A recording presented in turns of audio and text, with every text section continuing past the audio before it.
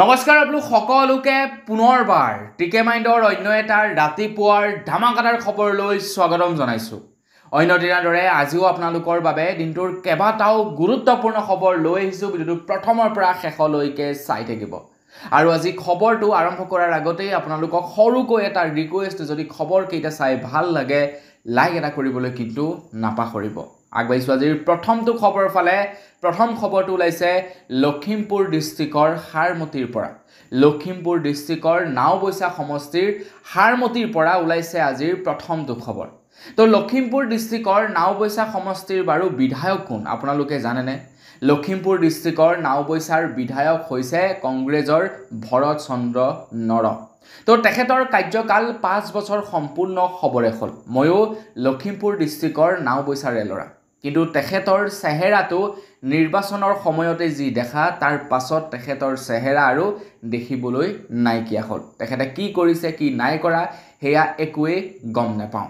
তো তেখেতৰ সমষ্টিৰ পৰাই খবৰ ওলাই পৰিছে যে 15 নং ৰাষ্ট্ৰীয় ঘাইপথৰ সংযোগী হাৰমতি আৰু মেৰবিলৰ যিটো নেকি ৰাস্তা, সেই ৰাস্তাটোৰ অৱস্থা এতিয়া খুবেই বেয়া, যাৰ ফলত নেকি স্কুললৈ অহা যোৱা কৰা ল'ৰা ছোৱালীসকলে হাৰাশাস্তিত ভুগিব লগা হৈছে।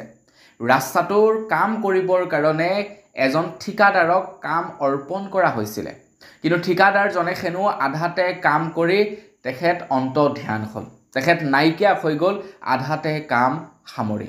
তো লখিমপুৰ ডিষ্ট্ৰিক্টৰ নাওবৈচাৰ যিজন নেকি বিধায়ক, তেখেতক এটা ৰিকুৱেষ্ট, আপোনালোকৰ যদি কোনোবা চিনাকি আছে তেখেতলোকলৈ এই ভিডিঅ'টো প্ৰেৰণ কৰি দিয়ক যে আপোনালৈ এটা ৰিকুৱেষ্ট, নিৰ্বাচন আহি আছে। তো নিৰ্বাচনত নিশ্চয় চাগে আপোনালোকে টিকট বিচাৰিব, গতিকে টিকট বিচাৰিবৰ কাৰণে মানুহৰ ওচৰত আহিবৰ কাৰণে আপোনালোকে আপোনালোকৰ মুখখন দেখুৱাবৰ কাৰণে এটলিষ্ট আহি আপোনালোকে নাওবৈচা সমষ্টিটোত এপাক ঘূৰক আৰু ৰাস্তা বা অন্যান্য যিবিলাক নেকি উন্নয়নমূলক কাম কাজ হ'ব লগা আছে সেইবিলাক এবাৰ আপোনালোকে আহি চোৱা চিতা কৰক। এটলিষ্ট আপোনালোকে নিৰ্বাচনৰ সময়ত ভোটটো খুজিব পাৰিব। এতিয়া আমাৰ এই সমষ্টিত অনাগত সময়ত যদি 2026ৰ নিৰ্বাচনত যদি কংগ্ৰেছে টিকট লাভ কৰে, কংগ্ৰেছে যদি প্ৰাৰ্থিত্ব প্ৰদান কৰে আৰু যদি ভোট বিচাৰি আহে, কি মুখেৰে ভোট বিচাৰি আহিব বাৰু ৰাইজৰ ওচৰত? আপোনালোকে নিজেই কমেণ্ট এটা কৰি জনাবচোন। মই কংগ্ৰেছ পাৰ্টিক ক্ৰিটিচাইজ কৰিবৰ কাৰণে ভিডিঅ'টো বনোৱা নাই, কিন্তু মোৰ নিজৰ সমষ্টি নাওবৈচা আৰু নিজৰ সমষ্টিৰ ওচৰৰ এখন ঠাই তেনেকুৱা ধৰণৰ অৱস্থা। আনকি কি ক'ম ন, আমাৰ ঘৰৰ আগফালৰ যিটো ৰাস্তা, সেই ৰাস্তাটোৰ দুৰৱস্থা যেতিয়াৰ পৰা দেখিছোঁ তেতিয়াৰ পৰাই এনেকৈ আছে। গতিকে ভাবক, নাওবৈচা সমষ্টিৰ বিধায়ক অকণমান কাম কাজবিলাক কৰক। আগবাঢ়িছোঁ ইয়াৰ পাছৰটো খবৰ ফালে। ইয়াৰ পাছৰ খবৰটো ওলাই পৰিছে শৰাইঘাটৰ পুৰণি দলঙৰ ওপৰত। খবৰ ওলাই পৰিছে শৰাইঘাটৰ পুৰণি দলং 12 দিনৰ বাবে বন্ধ কৰি থোৱা হ'ব। শৰাইঘাটৰ পুৰণি দলংখনৰ এতিয়া মেৰামতিৰ কাম কাজ চলিব বুলি জনাইছে। যিসকল লোকে নেকি সঘনাই শৰাইঘাটৰ পুৰণি দলঙৰ ওপৰেৰে যাতায়াত কৰে তেওঁলোকৰ কাৰণে কিছু পথ নিৰ্দেশনা বান্ধি দিয়া হৈছে। স্ক্ৰীনত মই আপোনালোকক দি দিছোঁ, আপোনালোকে চাই লওক কেনেধৰণৰ আপোনালোকে নিৰ্দেশনাসমূহ পালন কৰি যাতায়াত কৰিব লাগিব।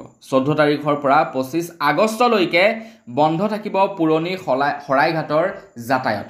গতিকে সাৱধান, আপোনালোকে পথ পৰিবহণ বিভাগৰ যি নিৰ্দেশনা জাৰি কৰা হৈছে সেই নিৰ্দেশনা মানিহে চলিব, নহ'লে কিন্তু আপোনালোকে ফাইন ভৰিব লাগিব।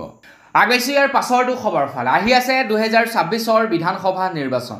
2026ৰ বিধানসভা নিৰ্বাচনৰ পূৰ্বে এতিয়া খবৰ ওলাই পৰিছে যে যোৱাকালি 15 আগষ্ট তাৰিখৰ দিনাখন, অৰ্থাৎ স্বাধীনতা দিৱসৰ দিনাখন প্ৰায় 50জন নেতাই ৰাইজৰ দলত যোগদান কৰে বুলি খবৰ ওলাই পৰিছে। বিজেপি, কংগ্ৰেছ আৰু তৃণমূল কংগ্ৰেছৰ প্ৰায় 50 গৰাকী নেতা সদস্য ৰাইজৰ দলত যোগদান কৰে। সভাপতি অখিল গগৈৰ উপস্থিতিত দলৰ মুখ্য কাৰ্যালয়ত যোগদান কৰে এই 50জন নেতাই। 26ৰ নিৰ্বাচন আহি আছে। 26ৰ নিৰ্বাচনৰ পূৰ্বে আপোনালোকে এনেকুৱা ধৰণৰ দলত যোগদান কৰা বহুতো নেতা দেখিবলৈ পাব। ৰাইজৰ দলৰ বহুতো নেতা যাব বিজেপিলৈ, বিজেপিৰ নেতা আহিব আকৌ কংগ্ৰেছলৈ, কংগ্ৰেছৰ নেতা আহিব আকৌ ৰাইজৰ দললৈ। তেনেকৈ আপোনালোকে সাল সলনি হোৱা দেখিবলৈ পাব। মানুহ একেখিনিয়ে, কেতিয়াবা ৰাইজৰ দলত, কেতিয়াবা কংগ্ৰেছত, কেতিয়াবা বিজেপিত, কেতিয়াবা আকৌ এজেপিত। মানুহ একেখিনিয়ে থাকিব, কিন্তু মানুহখিনি ৰোটেশ্যন হৈ থাকিব। যেতিয়া বিজেপিত চান্স নাপাব কংগ্ৰেছলৈ আহিব, যেতিয়া কংগ্ৰেছত ভালদৰে চান্স নাপাব ৰাইজৰ দলত আহিব, ৰাইজৰ দলে যেতিয়া পাত্তা নিদিব তেতিয়া আকৌ বিজেপিলৈ যাব। মানে মানুহ একেখিনিয়ে, ঠিক আছে। নতুনকৈ আকৌ আমি পলিটিক্সত জইন কৰিবলৈ যোৱা নাই বা আমি ডাঙৰ নেতা নহওঁগৈ গৈ পিনে, হয়নে নহয়? তো নেতা সেই আগৰখিনি একেখিনিয়ে আছে, কিন্তু তেওঁলোক ৰোটেট হৈ থাকে, তেওঁলোকৰ মাজত ৰোটেশ্যন চলি থাকে। আজি বিজেপিত, কালিলৈ কংগ্ৰেছত, পৰহিলৈ ৰাইজৰ দল, তাৰপিছত এজেপি, অগপ, এনেকৈ আৰু ৰোটেশ্যনটো চলি থাকে। আগবাইছোঁ ইয়াৰ পাছৰটো খবৰৰ ফালে। বৃহস্পতিবাৰৰ দিনাখন প্ৰায় 21জনকৈ বাংলাদেশীয়ে অসমত সোমোৱাৰ চেষ্টা কৰিছিলে। যি সময়ত নেকি আমাৰ অসমত উচ্ছেদ অভিযান চলি আছে বা বিদেশী বহিষ্কৃতকৰণ চলি আছে, সেই সময়তেই খবৰ ওলাই পৰিছে যে বৃহস্পতিবাৰৰ নিশা প্ৰায় 21জনকৈ বাংলাদেশী আমাৰ ভাৰতত সোমাবলৈ আহিছিলে বা আমাৰ অসমত সোমাবলৈ আহিছিলে প্ৰায় 21জনকৈ বাংলাদেশী। তাৰ পাছত তেওঁলোকক সীমান্ততে ধৰে, সীমান্তত ধৰি তেওঁলোকক পুনৰ বাংলাদেশলৈ পঠাই দিয়ে। মন্ত্ৰী হিমন্ত বিশ্ব শৰ্মাদেৱে জনোৱা অনুসৰি মাজনিশাৰ অবৈধ অতিথি শুভ বিদায়। বৃহস্পতিবাৰে মাজনিশা ভাৰতত প্ৰৱেশ কৰা 21গৰাকী বাংলাদেশী নাগৰিকক শ্ৰীভূমি সীমান্তৰে উভতাই পঠোৱা হয় স্বদেশলৈ। এই কথা জনাই মন্ত্ৰী হিমন্ত বিশ্ব শৰ্মাদেৱে। এতিয়া তেওঁলোকে ইয়ালৈ কিয় আহে বুজি নাপাওঁ, মানে বাংলাদেশৰ মানে মানুহবিলাক ইয়ালৈ কিয় আহে সেইটো বুজি নাপাওঁ। হয়তো চাগে বাংলাদেশৰ অৱস্থা বেয়া, বাংলাদেশৰ ইনকম চ'ৰ্চেছ কমিছে, যাৰ কাৰণে কি তেওঁলোকে অবৈধভাৱে অসমলৈ আহিছে, ভাবিছে অসমত যাওঁ ভাল টকা পইচা উপাৰ্জন হ'ব, তো সেইকাৰণে চাগে তেওঁলোক আহিছিলে আৰু তেওঁলোকক ধৰিলে, ধৰি আকৌ পুনৰ উভতাই পঠালে। আগবাইছোঁ ইয়াৰ পাছৰটো খবৰ ফালে। আজিৰে পৰা গুৱাহাটী মহানগৰীৰ যান বাহন আৰক্ষীৰ পোছাক সলনি হ'ব বুলি খবৰ ওলাই পৰিছে। খবৰ ওলোৱা অনুসৰি আজিৰে পৰা গুৱাহাটী মহানগৰীৰ যান বাহন আৰক্ষীৰ পোছাক বগা ৰঙৰ হ'ব, মানে বগা কালাৰৰ হ'ব আজিৰে পৰা। আজি শনিবাৰ, আজিৰে পৰা যান বাহন আৰক্ষীৰ পোছাক সলনি হ'ব বুলি খবৰ ওলাই পৰিছে। আগতে সেউজীয়া কালাৰৰ আছিলে, এতিয়া বগা কালাৰৰ হ'বগৈ।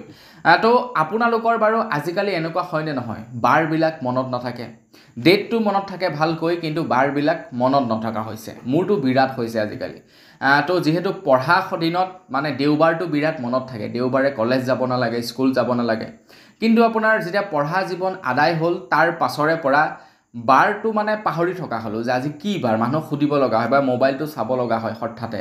তো আজি যে শনিবাৰ মই সেইটো টোটেলি পাহৰি গৈছিলোঁ, যেতিয়া নেকি খবৰখিনি যুগুত কৰি আছিলোঁ তেতিয়া চাওঁতেহে গম পালোঁ আজি শনিবাৰ। তো আপোনালোকে বাৰু গম পায়, আপোনালোকৰ বাৰু মনত থাকেনে বাৰসমূহ? কমেণ্ট ছেকশ্যনত জনাব। মোৰ স্মৃতিশক্তি অকণমান কমিছে নেকি হ'বলা, মানে বহুত কথা মনত নথকা হৈছে। আগবাইছোঁ ইয়াৰ পাছৰটো খবৰৰ ফালে। স্বাধীনতা দিৱসৰ দিনাখন ভাৰতৰ প্ৰধানমন্ত্ৰী নৰেন্দ্ৰ মোদী ডাঙৰীয়াদেৱে লালকিল্লাত পতাকা উত্তোলন কৰে। তেখেতে লালকিল্লাত পতাকা উত্তোলন কৰি প্ৰায় 103 মিনিটৰ ভাষণ প্ৰদান কৰে। ভাৰতৰ প্ৰধানমন্ত্ৰী নৰেন্দ্ৰ মোদী ডাঙৰীয়াদেৱে তেখেতৰ নিজৰ অভিলেখ নিজেই ভংগ কৰিলে। ইয়াৰ পূৰ্বে তেখেতে এক অভিলেখ সৃষ্টি কৰিছিলে দীঘলীয়া ভাষণ প্ৰদান কৰি, আৰু এইবাৰ তেখেতে নিজৰ অভিলেখ আকৌ এবাৰ নিজে ভংগ কৰি দিলে। এইবাৰ প্ৰায় 103 মিনিটৰ ভাষণ দিলে। তো যোৱাবাৰ 90 মিনিট নে 80 মিনিটৰ ভাষণ, 90ৰ পৰা 80 মিনিটৰ ভিতৰত তেখেতে ভাষণ দিছিলে যোৱাটো মানে 2024 চনৰ স্বাধীনতা দিৱসৰ দিনাখন। আৰু এইবাৰ তেখেতে প্ৰায় 103 মিনিটৰ ভাষণ দি নিজৰ অভিলেখ নিজেই ভংগ কৰিলে। আৰু তেখেতে স্বাধীনতা দিৱসৰ ভাষণৰ দিনাখনেই কেইবাটাও গুৰুত্বপূৰ্ণ খবৰ আপোনালোকৰ কাৰণে ঘোষণা কৰিছে, ভিডিঅ'টোত আপোনালোকক জনাই থাকিম। তাৰে ভিতৰত তেখেতে কৈছে যে 2035 চন পৰ্যন্ত তেখেত প্ৰধানমন্ত্ৰী হৈয়ে থাকিব। তো আমাৰ তৰফৰ পৰা শুভেচ্ছাও তেখেতলৈ জনালোঁ। আগবাইছোঁ ইয়াৰ পাছৰটো খবৰৰ ফালে। 15 আগষ্ট অৰ্থাৎ স্বাধীনতা দিৱসৰ দিনাখন আমাৰ অসমৰ প্ৰত্যেকখন স্কুল, প্ৰত্যেকখন বিদ্যালয়, প্ৰত্যেকখন কলেজ বা প্ৰত্যেকটো অফিচ কাছাৰীতে পতাকা উত্তোলন কৰা হয়। পতাকা উত্তোলন কৰাৰ লগে লগে ৰাষ্ট্ৰীয় সংগীতো পৰিৱেশন কৰা হয়। কিন্তু যোৱাকালি বঙাইগাঁৱৰ এখন বিদ্যালয়ত দেখিবলৈ পোৱা গ'ল ৰাষ্ট্ৰীয় সংগীতৰ পৰিৱৰ্তে তেওঁলোকে কোৰাণ পঢ়িছে। খবৰ ওলোৱা অনুসৰি বঙাইগাঁও জিলাৰ কাকৰগাঁও 619 নম্বৰ পশ্চিম ভদ্ৰাগাঁও চৰকাৰী প্ৰাথমিক বিদ্যালয়ত যোৱাকালি প্ৰাৰ্থনা সভাত শিক্ষাৰ্থীসকলে গালে কোৰাণৰ ফাতিহা চূৰা। তো ইয়াৰ মানে কোনটো কি হয় একজেক্টলি মই নাজানো বাৰু। যদি আপোনালোক মুছলমান ধৰ্মীয় লোক হয় তেনে কমেণ্ট ছেকশ্যনত জনাব বাৰু। তো আপোনালোকে কমেণ্ট এটা কৰি এইটোও জনাব যে কি প্ৰয়োজনীয়তা আছিলে কোৰাণ পঢ়াৰ স্বাধীনতা দিৱসৰ দিনাখন পতাকা উত্তোলন কৰাৰ সময়ত তো আপোনালোকে সেইটো কমেণ্ট ছেকশ্যনত জনাব ছাত্ৰ ছাত্ৰীসকলৰ কোনো দুখ নাই তাতে যিজন নেকি প্ৰধান শিক্ষক আছিলে বা যিসকল নেকি শিক্ষক আছিলে টিচাৰ আছিলে মোৰ বোধ হয় তেওঁলোকৰে এইটো এটা বৃহৎ ভুল হৈছে তেওঁলোকে স্বাধীনতা দিৱসৰ দিনাখন ৰাষ্ট্ৰীয় সংগীতৰ পৰিৱৰ্তে তেওঁলোকে কুৰাণ পঢ়ুৱাইছে তো এইটো তেওঁলোকৰ মোৰ মতে ভুল হৈছে তো হয়নে নহয় আপোনালোকে সেইটো কমেণ্ট ছেকশ্যনত জনাব আগেছো ইয়াৰ পাছৰটো খবৰ ফালে মন্ত্ৰী হিমন্ত বিশ্ব শৰ্মাদেৱে যোৱাকালি স্বাধীনতা দিৱস উদযাপন কৰাৰ সময়ত তেখেতে উল্লেখ কৰিছে যে আমাৰ অসমত অবিৰতভাৱে এতিয়া উচ্ছেদ অভিযান চলি থাকিব বুলি তেখেতে জনাইছে যে এটুকুৰা চৰকাৰী মাটিও যেতিয়া পৰ্যন্ত বেদখলকাৰীৰ হাতত থাকিব তেতিয়া পৰ্যন্ত আমাৰ অসমত উচ্ছেদ অভিযান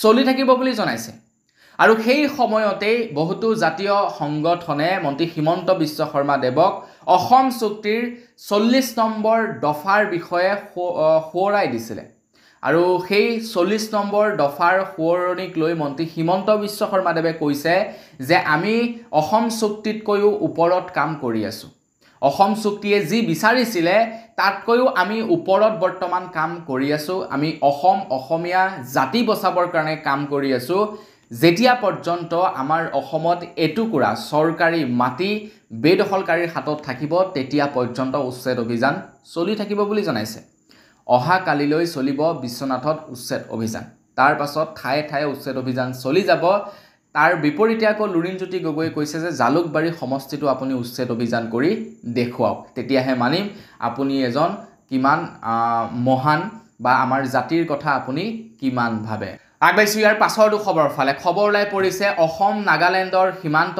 মেৰাপানীৰ পৰা তো স্বাধীনতা দিৱসৰ দিনাখন খবৰ ওলাই পৰিছে অসম নাগালেণ্ডৰ সীমান্ত মেৰাপানীত নাগাসকলে গুলীবৰ্ষণ কৰে যাৰ ফলত নেকি 5 জনকৈ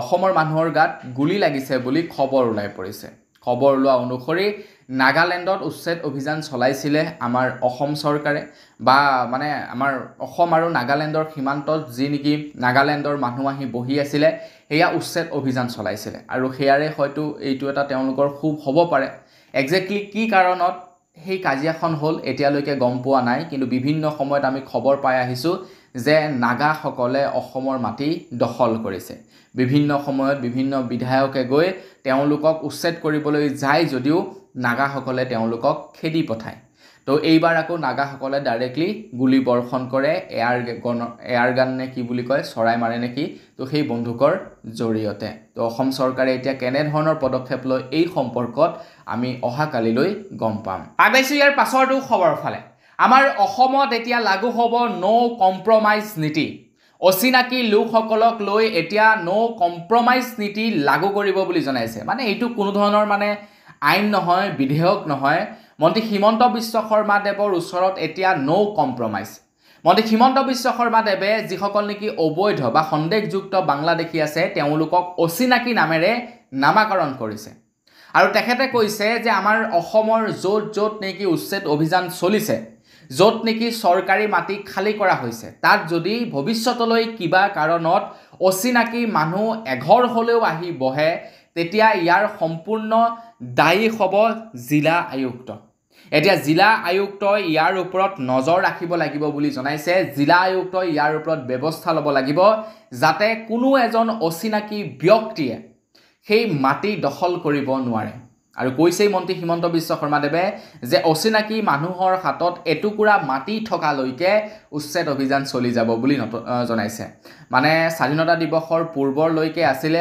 অবৈধ বাংলাদেশী বা মুছলমান এনেধৰণৰে তেওঁ নামাকৰণ কৰিছিলে কিন্তু এতিয়া অবৈধ বাংলাদেশী বা মুছলমান এই নামেৰে নামাকৰণ কৰাৰ পৰিৱৰ্তে অচিনাকি মানুহ নামেৰে নামাকৰণ কৰিছে এতিয়া অবৈধ বাংলাদেশী বুলি ক'বলৈ গ'লে ডাইৰেক্টলি এইটোটা মানে ভুল হৈ পৰে কাৰণ যিসকলে নেকি চৰকাৰী মাটিত বহি আছে তেওঁলোক অবৈধ বাংলাদেশী নহ'বও পাৰে অবৈধ বাংলাদেশী বুলি চিনাক্তকৰণ কৰিব উচ্চতম ন্যায়ালয় বা প্ৰশাসনে হয় নে নহয় তাৰ লগে লগে আকৌ মুছলমান বুলি ক'লেও মুছলমানসকলে বেয়া পাব, আহি আছে ২৬ৰ বিধানসভা নিৰ্বাচন।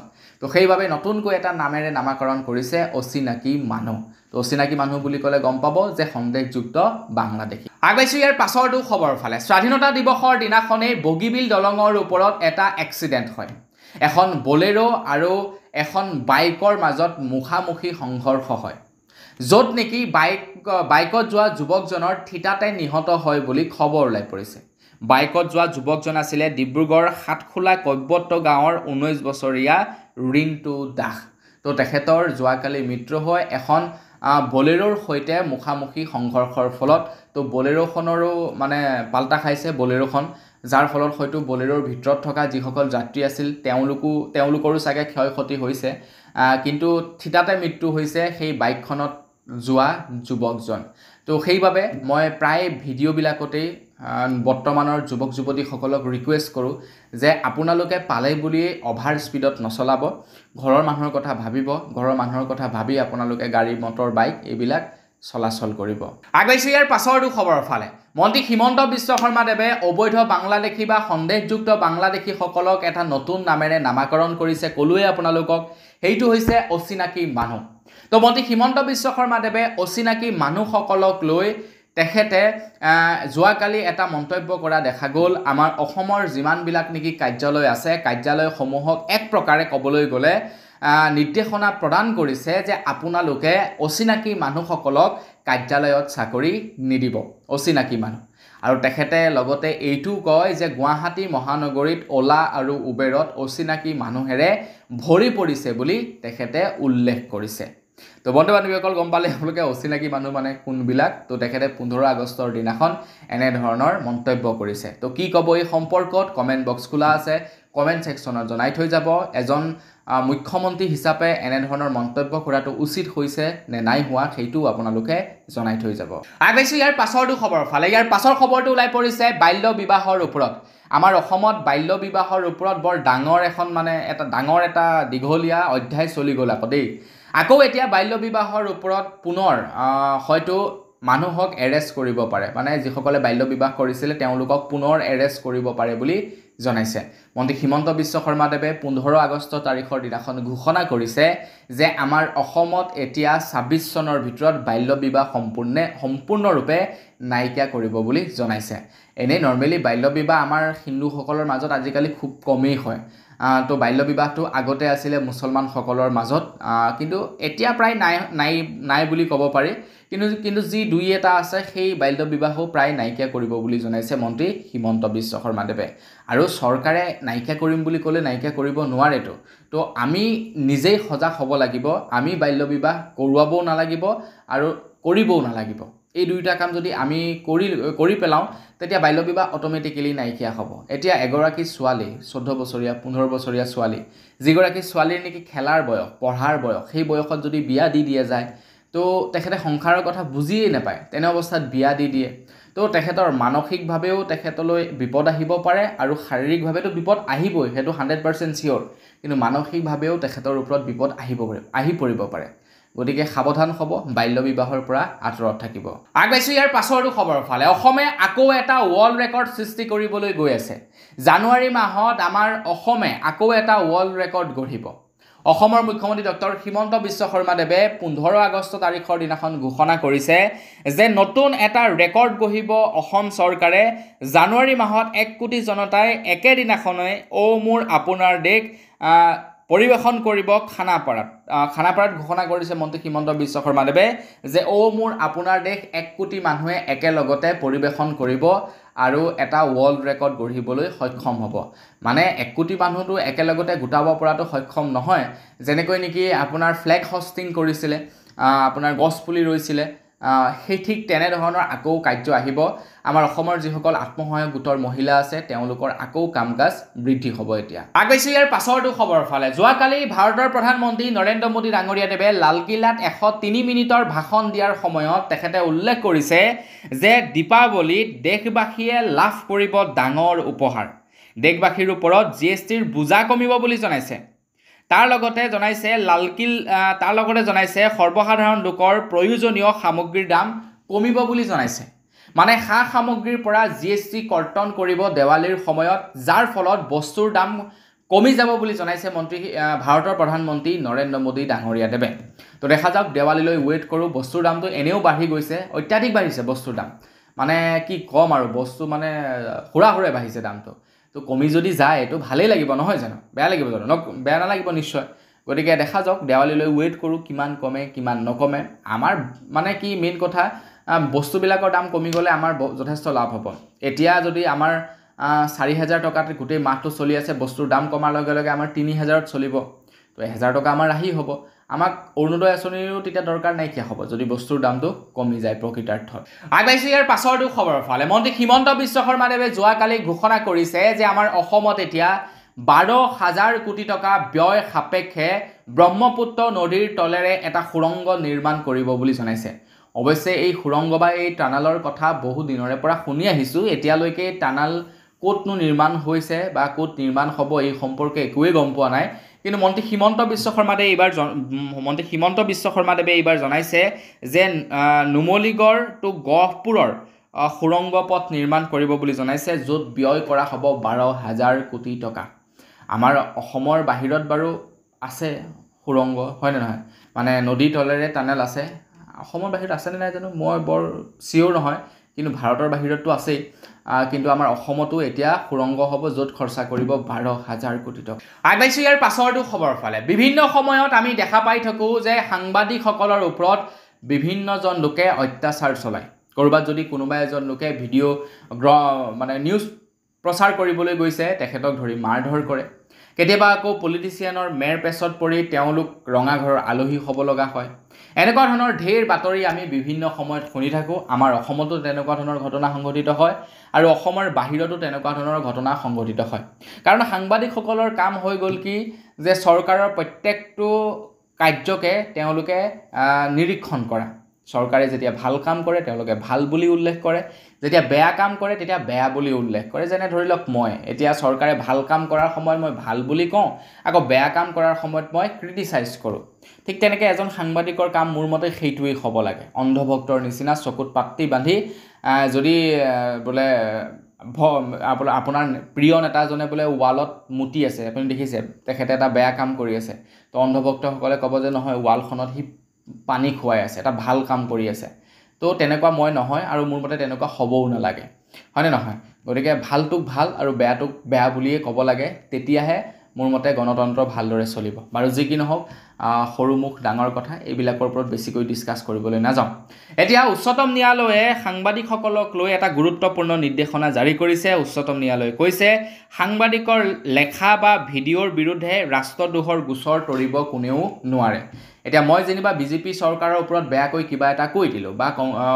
ভাৰতৰ প্ৰধানমন্ত্ৰী নৰেন্দ্ৰ মোদী ডাঙৰীয়াৰ ওপৰত যেনিবা কিবা এটা বেয়াকৈ কৈ দিলোঁ তো তেখেতলোকৰ সেইটো ভাল নালাগিলে তাৰ পাছত মোক যেনিবা কি কৰিলে যে এইজন ভাৰত বিৰোধী মানুহ তো মোৰ ওপৰত গোচৰ ৰুজু কৰি দিলে ৰাষ্ট্ৰদ্ৰোহৰ তো এনেধৰণৰ কাৰ্য কৰিব নোৱাৰিব বুলি জনাইছে মানে কোনোবাই কিবা এটা ভিডিঅ' প্ৰচাৰ কৰিছে বা কাৰোবাক ক্ৰিটিচাইজ কৰিছে কাৰোবাক তুলনা কৰিছে তো এইবিলাকৰ ক্ষেত্ৰত ৰাষ্ট্ৰদ্ৰোহৰ গোচৰ তৰিব নোৱাৰিব বুলি জনাইছে উচ্চতম ন্যায়ালয়ে আগবাইছোঁ ইয়াৰ পাছৰটো খবৰৰ ফালে লুৰিণজ্যোতি গগৈয়ে ৰাহুল গান্ধীক লগ কৰিলে লুৰিণজ্যোতি গগৈয়ে ৰাহুল গান্ধীক লগ কৰিলে 26ৰ নিৰ্বাচনৰ পূৰ্বে তো তেখেতলোক লুৰিণজ্যোতি গগৈক এই সম্পৰ্কত যেতিয়া নেকি সোধা হ'ল যে আপুনি ৰাহুল গান্ধীক কিয় সাক্ষাৎ কৰিলে তেতিয়া লুৰিণজ্যোতি গগৈয়ে কৈছে যে আমাৰ অসমত বৰ্তমান সময়ত যি নেকি পৰিস্থিতি হৈ আছে সেই পৰিস্থিতিৰ বিষয়ে অৱগত কৰিবৰ কাৰণে ৰাহুল গান্ধীক সাক্ষাৎ কৰিছিলোঁ বুলি জনাইছে লুৰিণজ্যোতি গগৈয়ে কিন্তু এতিয়া মন্ত্ৰী হিমন্ত বিশ্ব শৰ্মাদেৱৰ মুখত কেৱল লুৰিণজ্যোতি গগৈৰে নাম শুনা পাই আছোঁ যে লুৰিণজ্যোতি গগৈ এনেকুৱা এজন ব্যক্তি বা তেওঁলোকৰ মানে যিটো নেকি দল এনেকুৱা এটা দল যিজন ব্যক্তি নেকি ফেমাছ হৈছিলে বা যিজন ব্যক্তি নেকি মানুহৰ মাজত পৰিচিত হৈছিলে এটা জাতীয় মানে এটা ছাত্ৰ সংগঠনৰ পৰা তো তেখেত এতিয়া গৈ বেলেগৰ তলত ভৰি চুই আছে এনেকুৱা ধৰণৰ মানে মন্তব্য কৰিছে মন্ত্ৰী হিমন্ত বিশ্ব শৰ্মাদেৱে মেৰুদণ্ডহীন কিবা কিবি বুলি আখ্যা দিছে তো তাৰ পাছতেই এতিয়া লুৰিণজ্যোতি গগৈ তথা এজেপি তৰফৰ পৰা কৈছে যে মেৰুদণ্ড পুনাই থিয় হৈ থকাটো স্বাভিমান বুলি কয় আৰু যদিহে মন্ত্ৰী হিমন্ত বিশ্ব শৰ্মাদেৱে প্ৰকৃতাৰ্থত অসমৰ জাতিৰ কথা ভাবে তেনেহ'লে দিল্লীত গৈ দিল্লীৰ নেতৃবৃন্দৰ সন্মুখত বুকু ফিন্দাই ৰখক, তেতিয়াহে গম পাম যে অসমীয়া জাতিৰ কাৰণে কিবা এটা ভাল হ'ব। আগবাইছোঁ ইয়াৰ পাছৰটো খবৰ ফালে। এটা ৰিপৰ্ট ওলাই পৰিছে চাউলৰ ওপৰত। খবৰ ওলাই পৰিছে খুব শীঘ্ৰেই আমাৰ ভাৰতবৰ্ষত চাউলৰ দাম 14% বৃদ্ধি পাব বুলি জনাইছে। 14% বৃদ্ধি পাব আমাৰ ভাৰতবৰ্ষত বা আমাৰ অসমত ব্যৱহৃত হোৱা চাউলৰ দাম। এতিয়া ইমান কিয় দাম বৃদ্ধি পাব? এতিয়া ইমান দাম বৃদ্ধি পোৱাৰ একমাত্ৰ কাৰণ হৈছে বাংলাদেশলৈ হোৱা ৰপ্তানি। তো বাংলাদেশলৈ যেনেকি চাউল পঠিওৱা হয়, তো ইয়াৰ ফলতেই 14% দাম বৃদ্ধি পাব বুলি জনাইছে চাউলৰ। তো সেইকাৰণে বন্ধ কৰি দিব লাগে বাংলাদেশলৈ চাউল দিয়া, হয়নে নহয়? 14% দাম বাঢ়িলে কম বাঢ়িব নি বাপেকে? আগবাইছোঁ একেবাৰে শেষৰ খবৰ ফালে। একেবাৰে শেষৰ খবৰটো ওলাই পৰিছে মধ্যপ্ৰদেশৰ ইন্দোৰৰ পৰা। মধ্যপ্ৰদেশৰ ইন্দোৰত এটা চুৰি ঘটনা সংঘটিত হৈছে আৰু বৰ আচৰিত চুৰি ঘটনা হৈছে। ঘটনাটো হ'ল এনেকুৱা ধৰণৰ, চোৰ কেইজনে সোমালে ঘৰৰ ভিতৰলৈ চুৰ কৰিবৰ কাৰণে। দুজন চোৰে আপোনাৰ বস্তু বিচৰাত লাগি আছে, মানে দুজন নহয়, কেইজনমান চোৰে বস্তু বিচৰাত লাগি আছে আৰু এজনে আকৌ কি কৰিছে, আপোনাৰ মালিকৰ ওপৰত, মানে সেই ঘৰৰ যিজন নেকি গৃহস্থৰ ওপৰত এখন দীঘল দা লৈ ৰখি আছে। যদি কেনেবাকৈ সাৰ পায় মাথাতে বজাই দিম আৰু বজাই মাৰিম, বস্তু লৈ পলাম। চাওকচোন বাৰু, চোৰো আজিকালি ইমান মানে উদণ্ড হৈছে। দেখিছে কেনেকুৱা ধৰণৰ পৰিস্থিতি হৈছে। তো বন্ধু বান্ধৱীসকল, বছ আজিৰ ভিডিঅ'ত জনাবলগীয়া খবৰ ইমানকেইটাই আছিলে। খবৰকেইটা আপোনালোকৰ জানি কেনে পালে কমেণ্ট ছেকশ্যনত জনাব। যদি ভাল লাগিলে লাইক এটা কৰিব, চেনেল যদি ছাবস্ক্ৰাইব কৰা নাই ছাবস্ক্ৰাইবটো কৰি ল'ব। পুনৰ এটা ভিডিঅ'ত সকলোকে লগ পোৱাৰ সাজলৈ বিদায় মাগিছোঁ। ধন্যবাদ। জয় অসম।